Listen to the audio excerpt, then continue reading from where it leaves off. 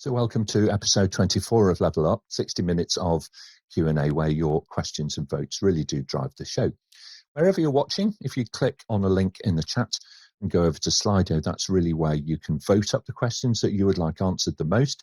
And of course, add your own, and it would be great to see you over there. Today, we're talking about cyber resilience, and in particular, how to avoid becoming a victim of an online scam, either as an individual or indeed as organisations. So let's jump straight in and meet our panel for today. Firstly, I'm going to welcome back two regular contributors, Melanie Oldham, who is the CEO over at Bob's Business, and a regular panellist now here on Level Up. Delighted to welcome you back, Melanie. Hi. Morning, Nick. Nice to see you all today. Thank you very much indeed. And Etienne Shardlow, a senior consultant with Symphonise Consulting. He's focused on emerging technologies and IT governance. Hi, Etienne. Great to see you again. Hi. Good to be back. Thank you very much. Now, also joining us today, really super pleased to welcome three brand new panelists, beginning with Darren Conway, who's the Cyber Security Solutions Manager over at Capula. He's currently focused on UK and Ireland essential service operators and helping them to improve their cyber maturity. Great big welcome to you, Darren. Hi. Thank you. Morning. Thank you very much. Also, Sergeant Charlie Morrison. He works with the team over at Cyber Griffin, who were founded in 2017 by the City of London Police. Cyber Griffin supports businesses and individuals in the square mile to protect themselves from cybercrime. Welcome to the panel, Charlie. Thanks, Nick. Good morning, everyone, and thanks for having us today. You're welcome. And Samuel North completes our lineup. He works as a cybersecurity consultant with the Cyberfort Group, where he's currently working on critical national infrastructure, OPH and cloud technologies. Welcome, Sam. Good morning, Nick and everybody. Thank you for the introduction, and I look forward to the rest of this. Okay, excellent. Thank you very much. Now, look, if you're watching us and you feel that you could answer some of the questions, please do just volunteer in the chat, and we'll be in touch to welcome you onto the panel in the future. Completing our group today is our question master, who is Shanice. She's joining us from the Thames Valley in the UK. So welcome, Shanice, and please may we have the first question, please.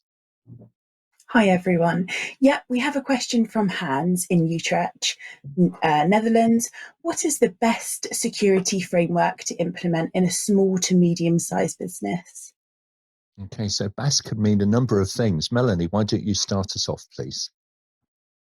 Yeah, definitely. So we went down the certification route for our business. So obviously Bob's Business is a cyber ed tech company, and about 7-8 years ago, we went down the ISO 27001 route, which is quite a hefty standard. And if I'm honest, there was a couple of reasons for us doing it. One was to show that we're a secure provider, and it's a bit of a tick box exercise. And because we'd got a government grant in order to be able to pay for us to put it through, it was quite hefty and quite a lot of work to go through. And as I say, my reasons for first implementing were very different to the reasons now, which is it actually has helped in terms of a business enabler, business growth, efficiencies, everything down to supply chain, right the way to the way that we recruit and manage resilience within our business. But obviously that is, as I say, is quite a hefty standard. But for most organisations now, implementing Cyber Essentials, which is the self-certification, and then Cyber Essentials, which has the element of technical testing, are the two routes that I definitely go down first, and the one that's most recommended by the National Cybersecurity Centre. Okay, thank you very much indeed, Melanie. We might come back to that a little bit later on as we explore things, because we do have quite a few folks from other countries, maybe less familiar with the UK setup. Sam, we'll come to you next, and then Darren. Hello, everyone. Yeah, I actually haven't got that much more to say of Melanie. ISO 27001 is something that I use quite often. It's recognised worldwide, and a lot of companies do implement it. What's nice about it too, it is hefty, as Melanie says, but you're able to tailor it to your company. So not everything within the ISO standards is necessarily relevant to what you and your company do. So there's certain things that you're able to omit and focus on things that are very relevant to what you do. So it's always handy if you have someone who understands how the framework works. It's always handy to try and maybe get someone in who specialises it for a day or so to help to show how it works and where it can be relevant to your company, and then you can try to go through your sales. But apart from that, pretty much reflect what Melanie said. Okay, thank you very much indeed. Darren, your thoughts, please. I think a lot of the standards are a lot of work to implement, and oftentimes a small organization is really just going to be trying to achieve certain goals and to get to a level where they have a high level of confidence that they're secure. And the NCSC, which anyone can look at, that's the UK National Cybersecurity Center, they have the 10 step. Sorry, I've got it here. The 10 steps to cybersecurity, and it just talks about high-level programs that you can run within your organization to get to a good level of maturity around risk management, engagement and training, asset management, and then all the way down to incident management. So I recommend looking at the NCSC 10 steps to cybersecurity. Great, thank you very much indeed. Etienne? Yeah, just from my side, there's also NIST, the National Institute of Standards and Technology. They've got some guidance, and that can be tailored for small business. And then just in terms of the standard 27001, which I'm a big fan of and do a lot of work in, your organization doesn't have to certify against the standard to use it. So take some of the guidance, and you don't have to go the full certification route to use the guidance out of the standard. So have a look at the standard and see what works for you and implement the bits that make the most sense. Thank you very much, panel. Yeah, I totally agree with that. So for those of you who are joining us from Australia, the Australian equivalent, the Australian Cybersecurity Centre, has got some great guidance as well, as do actually most national governments now. You know, they all have an agency that's set up specifically to be able to protect citizens and organisations so that business can go ahead and get done properly and without interruption. So do have a look locally first and see what guidance, you know, is available to you in your country. Those standards that were being talked about, you don't need to eat the elephant all at once. Work with somebody who has genuine experience in implementation, and I'm sure that they will take you by the hand, so to speak, and kind of guide your organization through those first steps. So great advice. Thank you very much indeed, panel. Let's move on, please, Shanice, and we'll take the next question. So we have a question from Ron in Surrey, UK. Is there a good tool that can be used to assess my company website for vulnerabilities? Something affordable or free, if possible?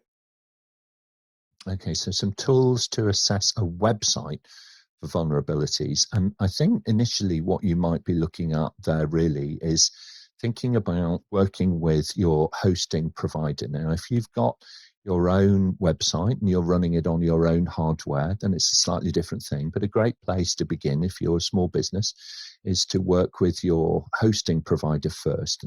Generally, they do have a broader team of expertise. Darren, go ahead, and then Charlie. Yeah, so one that I've worked with in the past is AppScan, and AppScan is configured to specifically look for web application vulnerabilities. Also, Nessus is another good tool, and both of those do have a freeware variety.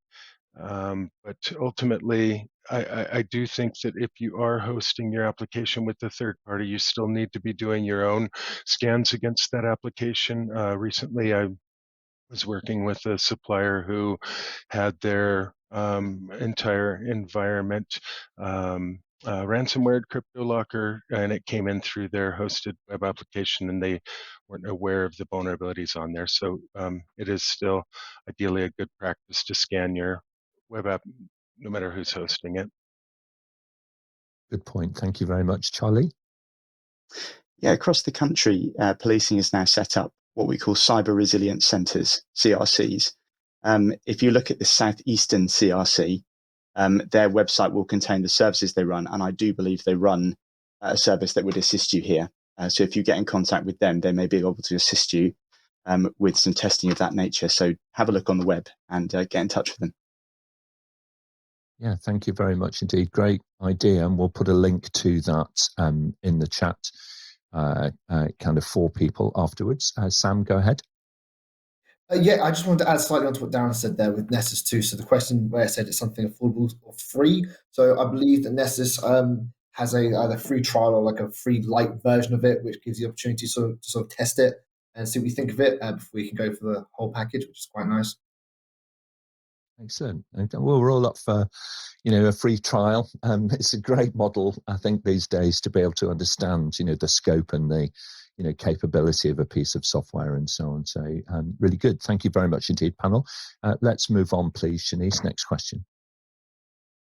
So we've got a question from Hans, Utrecht, Netherlands. What is the difference between IDS and IPS, Intruder Detection Systems and Intruder Prevention Systems? Okay, Sam and then Etienne. Hello, yeah, so essentially one stops, one prevents malicious things coming through or things you just don't want coming through. For example, a firewall, you can have it configured to block certain things coming through. A detection system basically just call what's happening and tries to alert you for things if it thinks something malicious coming through. So maybe there's a port you want open specifically and you want it closed off, but you would like it monitored just in case something dodgy comes through. And things such as Tanium and other kind of softwares can do that. Even your firewall, depending how you got your firewall configured, that can also work as a detection system as well. That's essentially the difference. One detects it and one stops it coming in. Okay, thank you very much. Etienne, anything to add?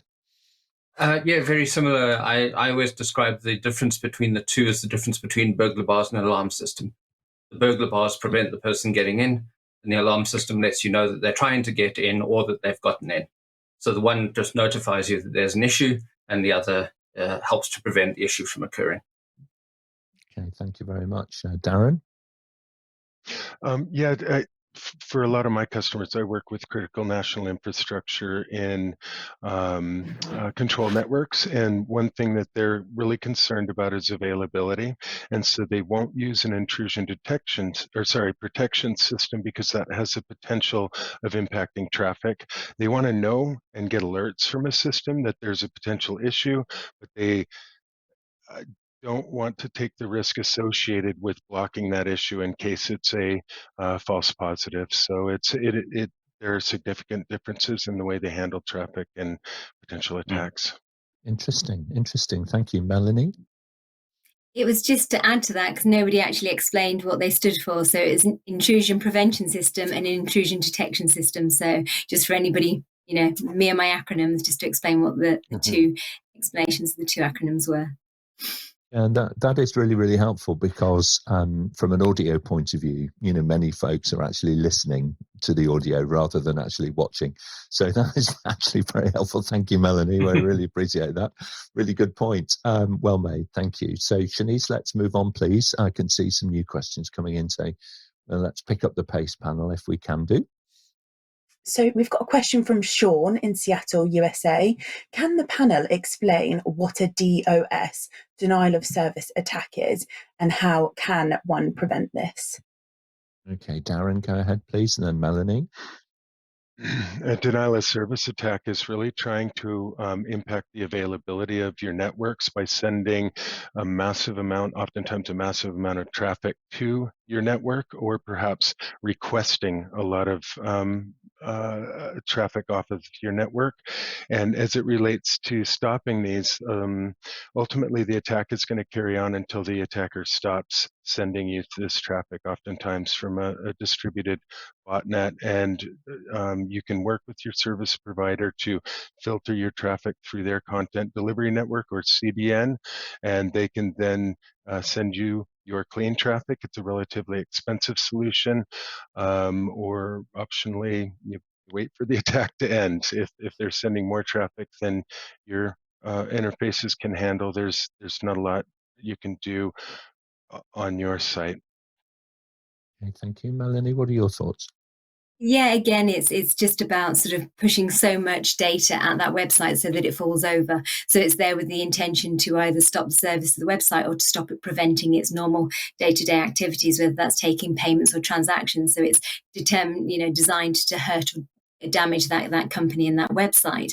But one of the things that you can do, and people don't necessarily realize, especially if you're building your own website, is if you put the capture forms in, an element of actually being validating that it's a human that's interacting with the website rather than a bot, then that sort of reduces and minimizes it. So for people that are creating websites and just thinking about putting a form on there, putting that extra layer of security in those capture things where you have to identify the bicycle or the crossing is a way of preventing that happening to smaller sites.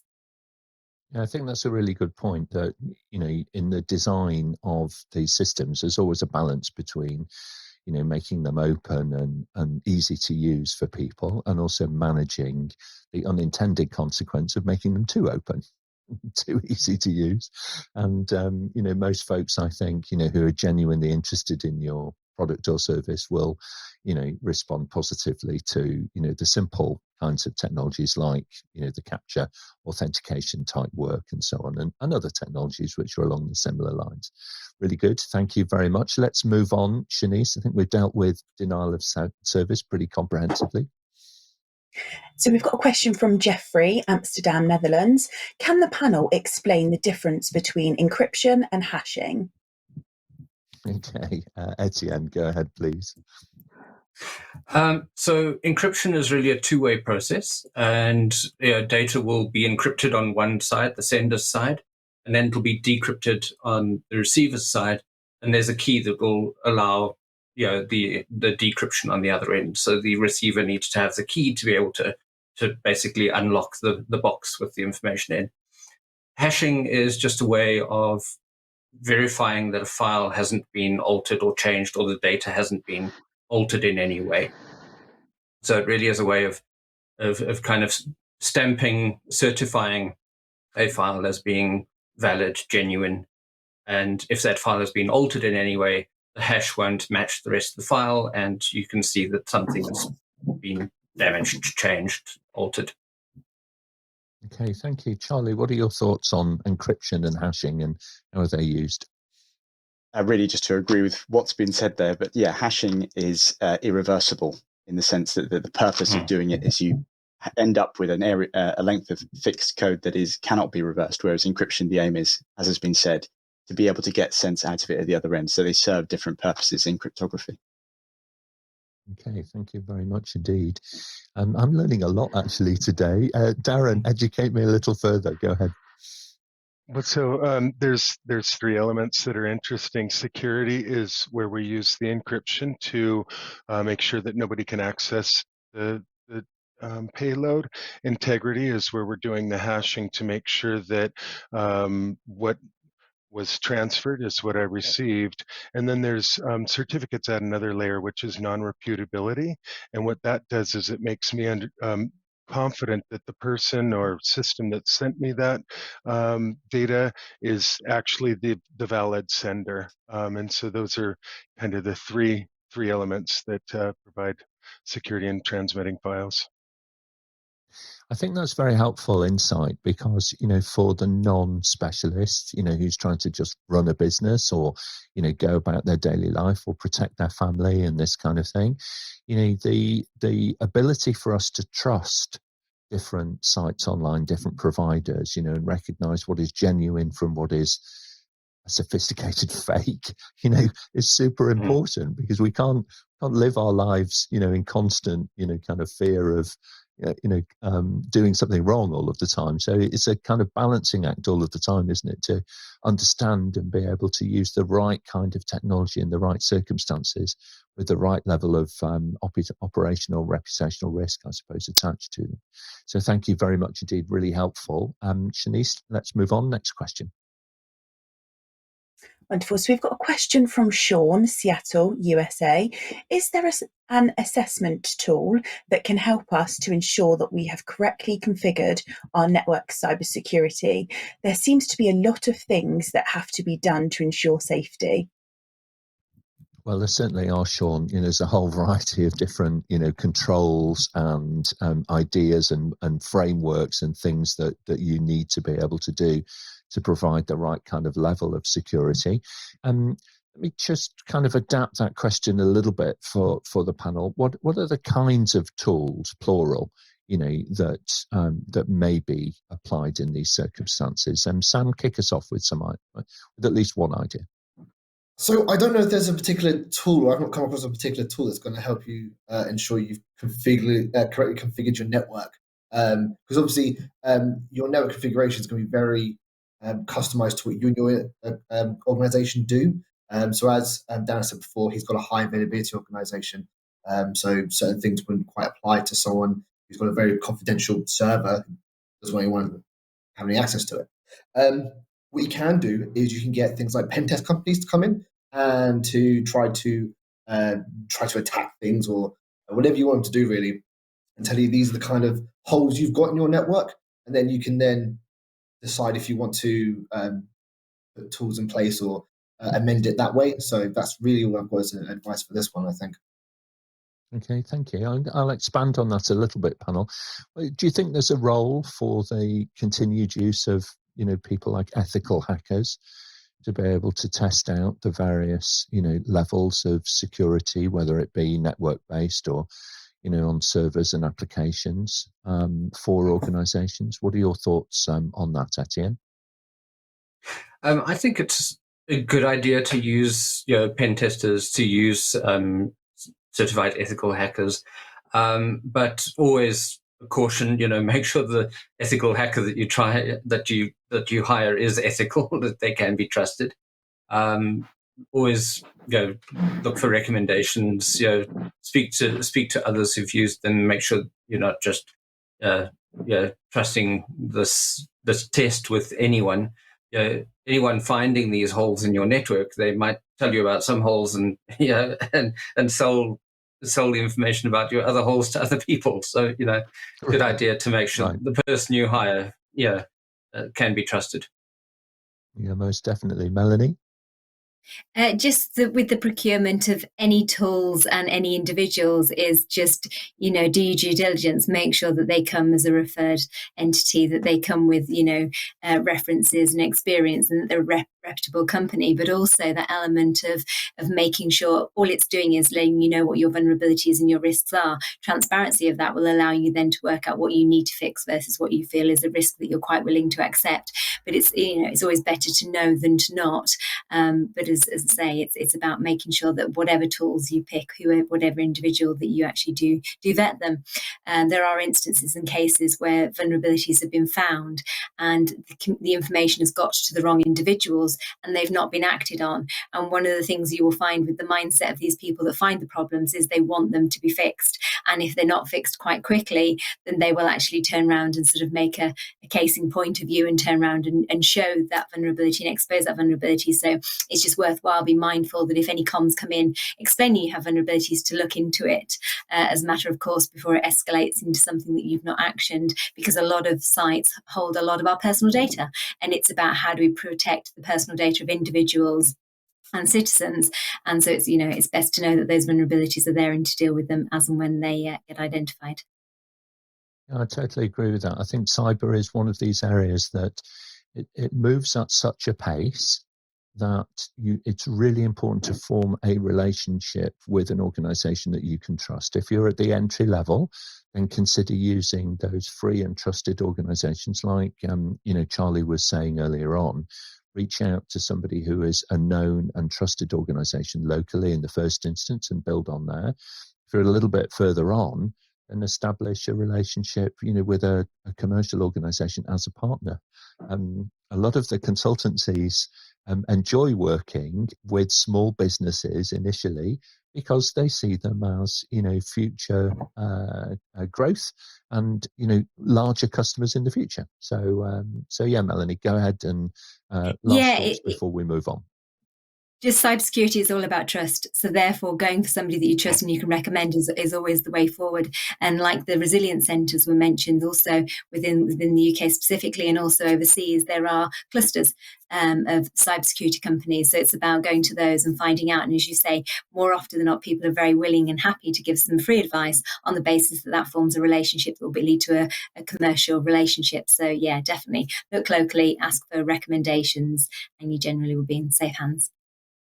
Okay, thank you very much indeed. Shanice, let's take the next question. We'll probably fit in 2 more before we move to the focus topic.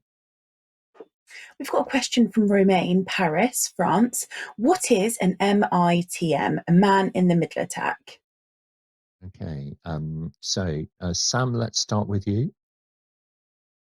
So a man in the middle is someone who sits between you and somewhere else on the network, in the middle of who you're communicating to, scooping up all the data you're sending. So, for example, it occurs commonly when you try to send things over the internet because you haven't got the security of your internal network setup, which is why it's important to use things such as TLS encryption when you send things over the internet. Essentially, yeah, they scoop up all the details, and it's a good way for people to grab keys if you're setting encryption keys and other bits and bobs of information and packets of information they can get to impersonate you or change files. If it's a financial file, they can edit things like that, basically. So someone's sitting on the network between you and the person you're talking to, scooping up all that information. Okay, all right, thank you. Melanie, anything to add? Yeah, and this is one of the reasons why the use of public Wi-Fi is sort of frowned upon, because especially when you're in cafes and the likes of Costa's, the argument is that it's more readily available, that you're likely to have a man in the middle attack of somebody trying to impersonate a network or get on a network. And it touches on what was mentioned earlier about encryption and why it's important to have encryption, because it prevents that information that's been transmitted from one computer to another computer being read or intercepted on the way. Okay, thank you very much, panel. It's great, and it's good to understand the context of these things as well, where they might occur and why, they might be happening in different scenarios and different situations. I think that's, probably the most, kind of relevant thing that's coming out. So thank you very much indeed. Shanice, let's take one more question then, please, before we move into the focus topic. So we've got a question from Charles, Dublin, Ireland. Is blockchain technology considered completely secure? Okay, Etienne. I would argue that nothing is completely secure. Blockchain is considered to be very secure, particularly blockchain that is kind of managed over public networks, where there are numerous computers involved that aren't owned by any one particular individual or one particular company. And so lots of people are involved in double checking everything that happens on that chain. So the way blockchain basically works is you've got these blocks of information that are hashed, they're encrypted. And you've got a bunch of different computers all over the place that verify that information and then add it to the chain. And so with all of these different computers involved and no one computer being owned by any one particular person, you can pretty much ensure that information has been double checked and triple checked and eventually 20, 50 times checked. So it's fairly secure. The challenge is if you're using it internally and inside a company, that is often where we have some kind of shortfalls, because then you've got very few checkpoints. So if it's public, you've got thousands of computers checking that information, making sure that it's right before it adds it to the chain. Internally, you might have 2 or 3 computers. And if someone can hack more than 50% of that chain, or the computers verifying that information, it can be changed. But generally, blockchain is secure.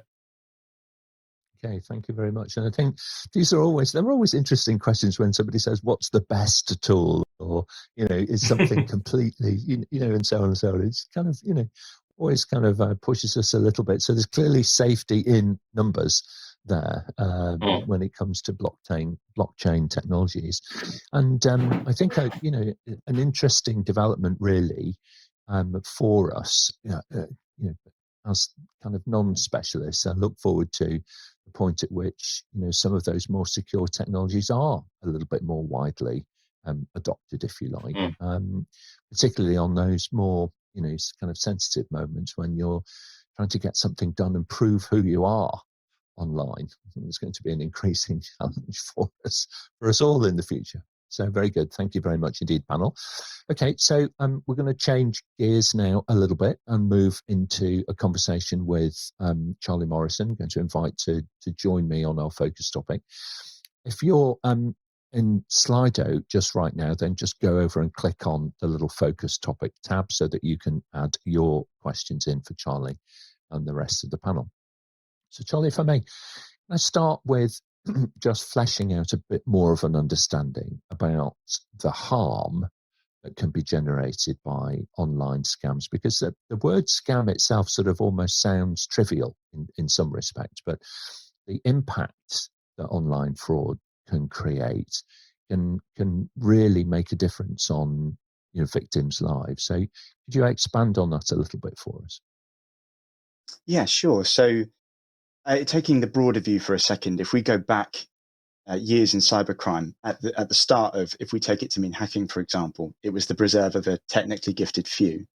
Whereas now we come to the modern day, what we're looking at is a very clear focus on financial crime. So if we talk about the harm of cybercrime, what we're really talking about in a large degree is the financial cost. Crime more generally can have many motivations, but here in cyber, we're talking about financial loss. Since the conversations we've had so far today have been largely business-based, there's another point to make there. If you, as a business, you are on the wrong end of a cybercrime and the harm is a financial one, that is a huge impact that's got to be considered, but also consider that the person who, say, clicked on, say, the phishing email is also a victim of crime. And so there are emotional aspects attached to that. So it's important to support and look after that person too. And it's important that doesn't get forgotten, because as I say, it's a financial matter, but also there's a lot of emotion attached to it too. So treating people and supporting victims is a big part of it too. Yeah, most definitely. I think pretty much all of us, I don't know what your research suggests, but I would imagine that the vast majority of us at some point have clicked on something that we really shouldn't have clicked on, so it's the kind of thing that you almost, in the back of your mind, you're aware of it, but it doesn't prevent that moment where you kind of your brain and your mouse finger, don't work together in the right order. Is that fair to say? Oh, absolutely. I think if you were to be someone who says that I would never click on any email anywhere, then you live and die by the sword, because one day it's likely to happen. That's not to say that you can't learn and the habits that make you safer. But there's a lot of effort put into tricking people out there. So it is always a possibility. And as I say, go back to the point, financially motivated, certainly. That's not to say that there aren't emotional harms that need to be looked at too. Okay. And from the kind of regular cyber briefings that you and your colleagues deliver, what would you say the most common starting points for this kind of crime, and how can we best guard against them? So the most common starting point for a cyber attack will be a phishing email, or essentially an email that claims to be something that it's not, or contains a malicious link. And the reason for that is that attack vector, that approach, is still the most successful and comes at a low cost to the attacker in terms of exposure and in terms of their ability to begin that attack. And that's why phishing remains the highest on anyone's, on your radar in terms of where the starting point for attacks are. And there's a lot of evidence to show that even sophisticated attackers with the means to do something quite complex will still start with a phishing email, because it's such a successful way of beginning an attack. In terms of defending yourselves from it, certainly as a business, training staff is a huge aspect to that. And in terms of the specifics, if you're an individual and what kind of behaviors are good behaviors to use in terms of protecting yourself from phishing, they include, but aren't limited to, if emails are poorly presented, don't come in the manner that you expected them to, contain spelling errors and so forth. Many phishing campaigns come from countries for whom English isn't a first language. So it's a red flag, as it were, something to look for, particularly if images are pixelated incorrectly, or if the email that you're expecting comes in a different tone. There are more technical measures as well you can use to protect yourself. Again, on the company level, there are technologies like DMARC, which assist in terms of identifying whether an email's been spoofed, which is to say whether it's come from the place it claims to have come from. And also, there's good general security behaviors. One of which I like particularly is the I will never list. It's simple enough to use, and you can remember it whatever you're doing. And it's simple as, if in a work context you don't generally agree a payment over email, then just add it to the I will never list. Never agree a payment over email. Always have a second measure that you use. And it's something that people can do today and will make you a lot safer from those types of attacks. I think that's a really clever idea, actually. It's a simple idea, but it is one that, that can be adopted. I know that, in the organizations I've worked in, the sophistication with which that kind of spoofing happens, is increasing, and it seems to have come in waves. There's been times when we seem to have a great many of these attempts, being made, and then they go away again and so on.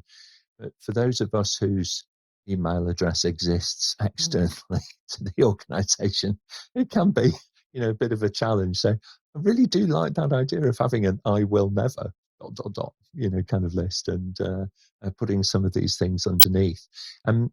So kind of with fraudsters becoming more sophisticated, increasingly now that, they're starting to use graphics and so on that, were previously never featured. There might have been, poor grammar or, different phrasing in text, but, they're increasingly using images that look remarkably like, the original organization's, brand, and headings to emails and this kind of stuff. How do you feel that, organizations best protect themselves kind of now and in the future? How would you guide them to be thinking about building up that cyber resilience, if you like? Well, so firstly, actually, just going back to a point you made just then, which is a really good point when we're talking about phishing, is that it appears to come in waves. And that's not by accident. That's because phishing campaigns usually tap into part of the public conscious, part of the public narrative. So COVID comes along, for example, and along with it come emails that are associated to that, because hackers will be looking at what people are likely to click on. So certainly, just to draw that out, because I think it's a really important point, phishing campaigns will map onto local and national news trends in order to be as successful as possible. Moving to the question about what organizations can do, we've already had some excellent points made early in the webinar. We talked about ISO 27001 and we talked about NIST. I would say have a plan. And those standards, along with Cyber Essentials from the NCSC, are excellent starting points and will take you through a plan for cybersecurity. If you look at cybersecurity as a whole, it feels like an impossible challenge to know where all your data is, what all your staff are doing, where all the networks go. And that's the beauty of frameworks, is it gives you a starting point and allows you to work methodically through the security controls and to build up ultimately what would be hopefully a formidable security. Interesting to me is the idea that security is a journey. It's never complete, but having a plan allows you to get into a process of constantly achieving the next goal. Because if the plan is to be satisfied with security, unfortunately, you will be disappointed. But if the plan is to continually move from goal to goal in order to build up a progressively defense in depth style security, that is achievable, and you can run along doing that and becoming ever more secure. There's certainly no magic bullet, though, for companies. So there's no one-off technical solution. It will be a mix of training staff and with measures at the technical level. I think you're absolutely right, and your team work. I have the privilege of living in the Thames Valley, and I know a little about the City of London. Having grown up in this part of the world, but the thoughts that I have are, on the one hand, you're trying to support the independent coffee shop who's delivering, probably went to online business overnight as part of COVID, all of the way through to the multinational financial services organizations who are, if they're not headquartered, they have a significant presence in the square mile. What are the commonalities, between those, rather than the differences? What are the things that, people come up with that are important if you're the sole trader, kind of coffee shop owner, all of the way through to if you're sitting in the C-suite of a a large insurance or reinsurance organization? What are the common things to think about? I think the most obvious commonality is in the type of attacks they'll receive. As I said at the start, phishing is the most prolific attack, and whether you're a coffee shop or a multinational organization, that attack vector won't change. Many attacks as well are automated, so the attacker won't themselves be aware of who is getting hit first with it. So whether you're a coffee shop or a multinational business, you will still be subjected to the same spectrum of attacks. Multinational businesses may be subjected to a further layer of more detailed and sophisticated attacks, but certainly there's this broader spectrum. So I guess for me, the commonality is in what the attacker would do, is one of the main things. I also think we come back to then, if you're thinking about advising a small business to a large business and how do you do that, the panel already made some great points about tailoring a plan. So ISO, as we said, can be quite heavyweight if you're going to go through all the controls, but it's an excellent guide still for understanding what areas you can look at. And similarly, Cyber Essentials, there are fewer controls to look at, but they give you the high line, the kind of headline controls you need to be aware of. The other thing, and before I finish there, the other thing is in what you can do about it. So there's a commonality in what the attacker is going to try and do, and there's certainly a commonality in how you can defend it. So again, going back to those standards, these are fairly stable trends. They have the same defenses available to them. So looking at those standards and getting the basic controls in place would be certainly beneficial to the companies across the spectrum. Yeah, I think that's really, really good advice. Thank you, Charlie. We're going to go back to the panel in a moment. I suppose just to kind of finish on, having the privilege of working with colleagues in different countries around the world, the vast majority of the cyber threats and what to do about them and how to keep, yourself, your friends, your family, and your organization from harm are common. And there is a national dimension to the advice and guidance, but the vast majority of it is common. And so you can pick up some really good, hints and tips from the knowledge that actually this is something which does not respect geographical boundaries. It has no concept of time or geography, and learning from each other is the very best way to be able to to kind of stay safe online. So thank you very much indeed, Charlie. Really appreciate it. Let's move back to the panel then.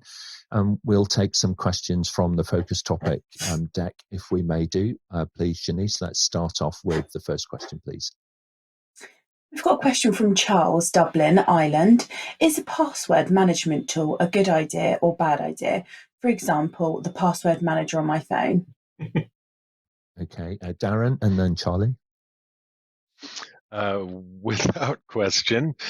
So what you want to do is you don't want to be repeating passwords. You don't want to be using guessable passwords and things like this. And it might take you a little bit of time to migrate all of your applications and websites and things like that over to a password manager, but it's definitely worth the effort. Allow that password manager to generate its own passwords using complex passwords, say 25 random characters, things like that, and then an individual password for each application. So there's a lot of cyber attacks are either they happen or they grow in their impact through privilege escalation.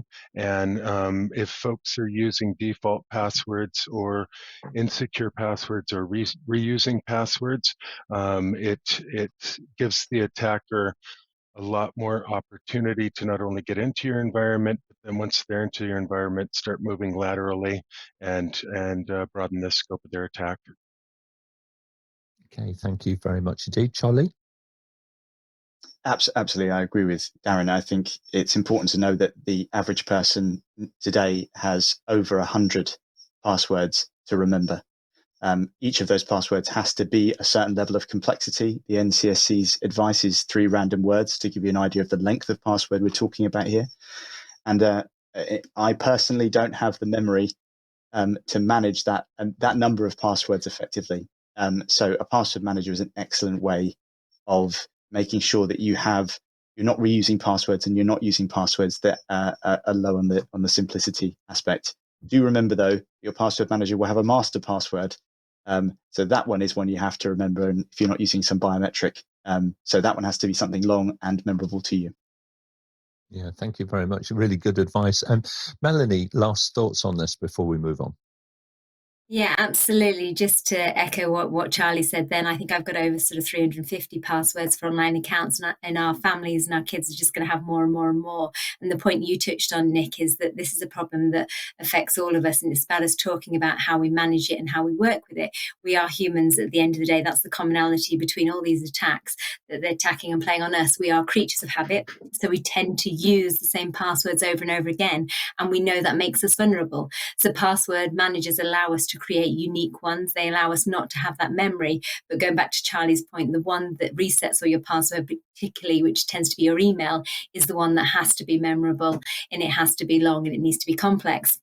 But in the event of any of those passwords getting breached, it's thinking about, do you have two-factor authentication enabled on all your devices? Because then in the event of that password getting into the wrong hands, or, you know, being released, then you've got that second layer of security. So no online application that you have, whether that's email, whether that's access to your banking, or whether it's your energy company, everything should have two-factor authentication enabled. The frustration I have with the industry is we don't enable by default. It's something we have to go in and enable as individuals. So that would be my advice. Make sure every online platform has two-factor authentication enabled, and then should your password get compromised, but password managers are definitely a good thing. Yeah, I can't echo that, enough. As somebody who's reached a stage in life where I'm not entirely sure why I've arrived at the top of the stairs in my own home, on occasion need to retrace my steps. It's super important to offload, some of that complexity onto an application. The other thing that I would say is, as well, as something that caught me out recently, is that I just got taken down the whole route of upgrade your phone. Here's a new phone. Your current phone is fine, but this phone is so much finer. It's lovely. Look at it. It has a higher number than the phone that you currently have. So why not just get it? Oh, and trade in your old phone. Marvelous. So there I go, and I go down the right route, and I delete all of the information off my old phone. I make sure of all of that, and I put it in its little box, and I send it off to the organisation who manufactures said phones, and then about 3 weeks later, I go and try and use one of the apps, and it says, "Oh, it appears that you've changed your device. Please authenticate this from your previous device." And I'm thinking, it doesn't exist anymore. Never mind. So a good example of security working, and on the other hand, we need a bit more upfront advice about what to do when you migrate from one device to another. Melanie, go ahead. Save me from my own incompetence. Just on that note, backup is essential. So make sure that you always back up your device before you do wipe it. And secondly, making sure that actually with all your authenticators, you can actually copy the whole list across before you do delete. But once you do delete, you will then struggle to get back in if you don't have that backup copy. So yes. Yeah, absolutely. I did the whole cloning thing. I uploaded it and I downloaded it and all of that kind of stuff. But what was reassuring in many ways was that there was a level of authentication below that still actually, wanted me to confirm by another means that I wasn't just, unauthorized cloning was going on, if that makes sense. Okay, very good. Shanice, next question, please. So the next question is from Ronald, Brighton, UK. I haven't installed Windows updates for a while because the last time I updated, it broke my laptop. A friend told me I need to install these updates because Windows has a lot of vulnerabilities. Is this true? Okay, all right. Melanie first, and then Sam. Yeah, updates are essential. They're crucial. They have elements of patching in them. So as soon as a risk or a vulnerability comes about, then that company will send an update. Yes, some vendors and providers seem to have more updates than others, but they're there for your protection. So the moment that they do come through, it's really important that you do updates and you do automatic updates on all devices, because predominantly, more often than not, they're fixing security fixes and bugs. So the fact that it broke for you previously, don't let that damage you. Know that on the whole, they're there for a good reason and should be done instantly. Okay, very good. Thank you. Briefly, Sam? Yeah, pretty much echo exactly what Melanie said there. If you are talking about personal devices or you're a small company, 100% update them as soon as you can. If you're a medium or large one, you may have a staging environment where you can test out there first. Maybe it might break something that's critical to your infrastructure, in which case, don't update it just yet until that fix is done. Generally, get them done as soon as you can. Okay, Charlie, last thoughts? Really, it's all been said. Yeah, I just agree with what's been said already there. So it's okay. We can carry on. Okay, thank you very much. Next question, Shanice. The next question is from Ken Berlin. What is the difference between phishing and spearphishing? Okay, so in terms of variety panel, let's go to Etienne for kind of one-line answer on this, if you can, Etienne, then we'll move on. The main difference between phishing attacks and spearphishing attacks is a phishing attack is someone trying to access your personal information or trying to get you to click on a link, and phishing is kind of broad. They'll send out this email with this dodgy link to thousands of people. Spearphishing is targeted at an individual.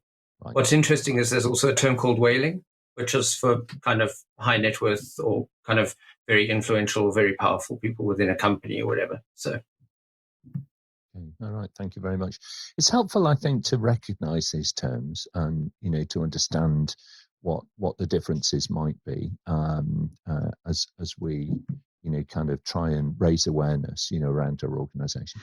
Shanice, go ahead. Next question. I think we can fit probably two more in. We've got a question from Hans, Utrecht, Netherlands. Is a personal firewall and antivirus scanner enough to keep my home machine secured? My children seem to visit all sorts of strange websites. Okay, well, managing family internet use can be an absolutely enormous challenge. Darren, go ahead. Well, security is, you definitely want to have at least the firewalling turned on your workstations and a licensed anti-malware, and also as it relates to the patches, make sure that you're doing your updates on the anti-malware, have that set up automatically and periodically. I myself have a little device firewall that I set within my network because my router is provided to me by my ISP, and I don't have any idea of what controls they have as it relates to inbound connections and things like that. So I have a physical firewall within my environment, and that's not only additional layer of security for my workstations, but also for other devices that may connect to the internet, such as my printer and other things that you can't put a personal firewall or anti-malware on. Okay, thank you, Melanie, and then Etienne to finish. I think, there's a lot of capability within our routers that people don't even realize there is. It's, you have the complete control within our house. I can go on, I can log onto the site and see all the devices that are put in there, put times on when they're on and when they're not on. So for me, it means that I've not got to go around all the kids' bedrooms in the middle of the night and remove all their devices.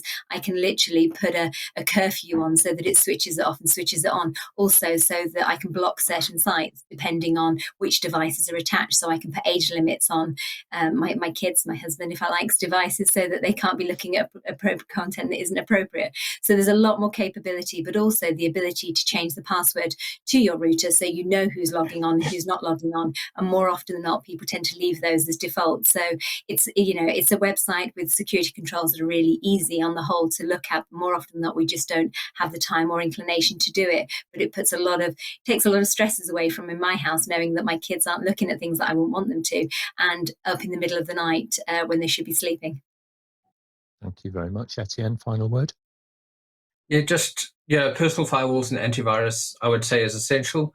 but they aren't going to stop everything. As people, we still make mistakes. We're still going to click on a dodgy link or download something. So yes, make sure you've got those things in place, because they can step in when you make a silly move. But it's always a good idea to kind of make sure that you know what you're doing as well. Educate yourself about attacks. Make sure that the email is legit before you click on a link. Things like that.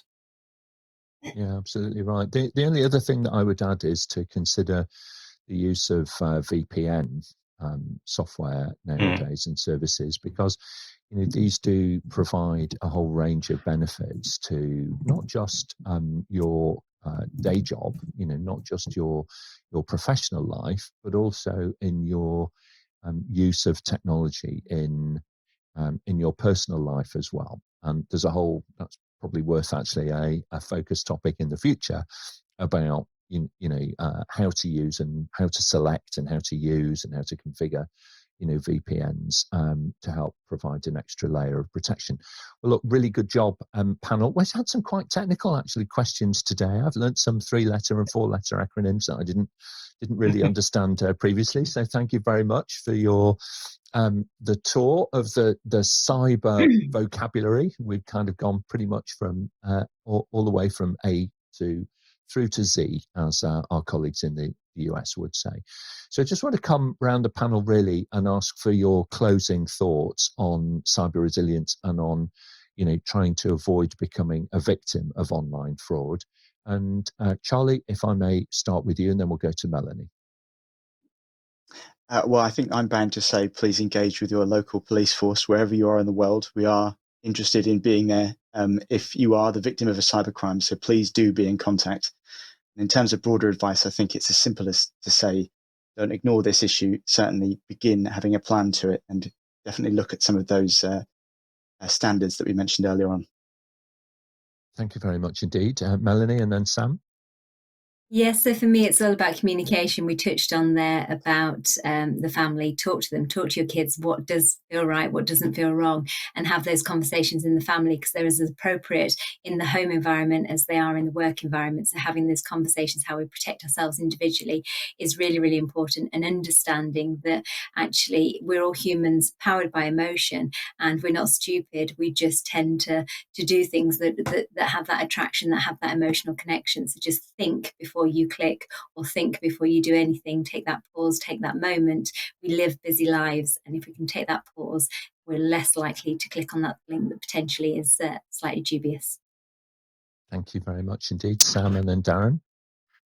Yeah, basically just reflects what Melanie said there, and also really take some time. If you see some dodgy links coming through, you can just usually hover over them to see if the URL is matching what the text is saying, see if it looks kind of dodgy. Password managers, I would highly recommend. They really do prevent fraud happening if someone does hack an account. And also 2FA, wherever you can add on two-factor authentication as an extra layer in case someone does acquire these details to help keep you safe and secure. So, yeah. Thanks, Sam. Darren, and then Etienne. Thanks. So when we talk about the threat vector being very commonly phishing attacks, it's really important that everyone within your family and then also within your organizations understand what these are. And so there's some applications such as Known Before and others that can help you train your internal staff as to what phishing looks like by sending benign periodic phishing emails and then identifying who's clicking the links and then forwarding them to some training. I think that's really interesting. And then what Charlie had mentioned is I thought was interesting or very valid as well, is that cybersecurity very much is a life cycle approach of continual improvement. It's a journey, not a destination. And ultimately, folks are just trying to take steps in working towards more and more mature in their environment. But there's always going to be work to be done, and it's fun. Thank you very much indeed, Darren. Etienne, and then Shanice.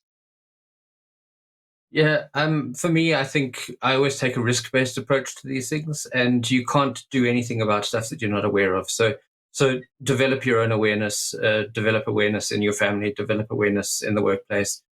Yeah, awareness is key. If you don't know what to protect yourself from, where are you going to start? So yeah, awareness for me is always the first step. That's absolutely right. Thank you. Shanice, interesting set of questions today.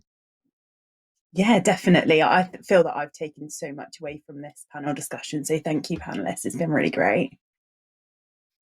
Okay, all right. Well, thank you very much indeed, everybody. Great job. Panelists, now coming up on Level Up a little bit later on today, we're going to be jumping into the world of public-private partnerships with a particular focus on how to acquire certification in that space. There's a huge amount of commentary come out of the COP26 conference around environment and climate protection and so on.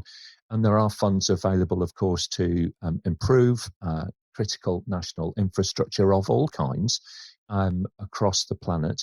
But those funds need to be matched into the UN development goals. And you need to understand all of that if you're going to be successful. So that's what that's all about. Coming up at 1 o'clock in the afternoon GMT today. Next week, we're going to be focusing on the world of IT service management and the relevance of membership bodies to the modern IT service management professional. So join us for that. That's at this time next week. Later on next Monday will become quite an interesting discussion, I think, about project management and change management. Where have you heard this before?